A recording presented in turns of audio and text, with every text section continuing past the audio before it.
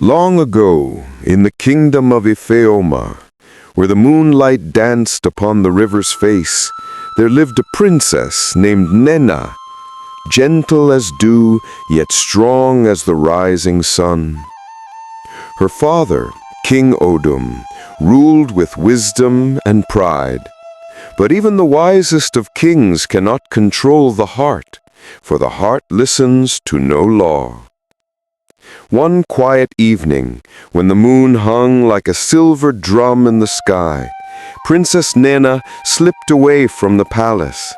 She wanted to see how the villagers celebrated by the river.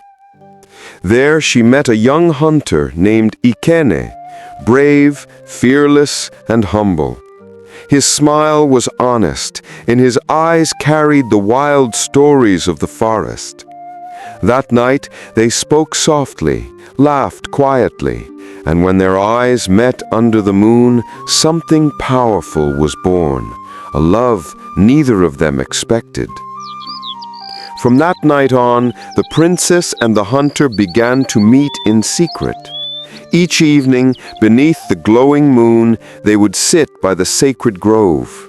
Nena would bring roasted yam from the palace kitchen, and Ikene would bring her wildflowers.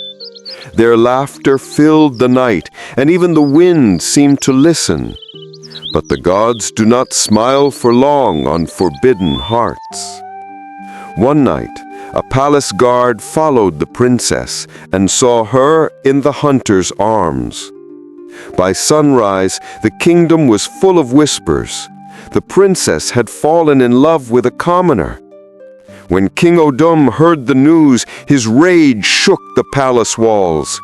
He summoned Ikene before him and said, "You dare touch what belongs to royalty?" Ikene bowed his head and replied softly, "I touched not the crown, my king, only a heart that beat for me." The king's eyes grew dark. He said, "For that heart you shall pay with your blood. By tomorrow's dawn you will face the great pit." Nena fell to her knees, crying, begging her father for mercy. But the king turned away. His pride was heavier than his love. That night the moon hid behind dark clouds. Nena escaped from her chamber and ran to where Ikene was kept. They held hands through the cold iron bars, whispering their last words.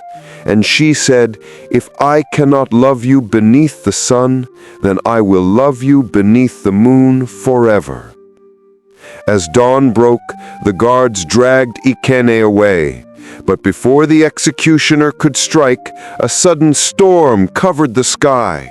Lightning flashed, the ground trembled, and when the storm passed, the princess and the hunter were gone. All that remained were their footprints, glowing faintly under the moonlight. The villagers said they saw two white doves fly over the palace that morning, their wings shining like silver. Some believe the gods took pity on their love and turned them into eternal spirits. Others say they still walk by the river at night, whispering their vows beneath the moonlight. To this day, the people of Ifeoma tell the story of the princess and the hunter. The king built a shrine by the river, carved with two hearts joined by a single beam of moonlight, a reminder that love, no matter how forbidden, should never be forgotten. They say, when the moon shines brightest and the night is still, you can hear Nena's laughter and Ikene's flute in the wind. Because true love, the kind that defies kings and storms, never dies. It only hides beneath the moon. Who do you blame for their tragedy? The king, the lovers, or the gods? Let's hear your thoughts in the comment section.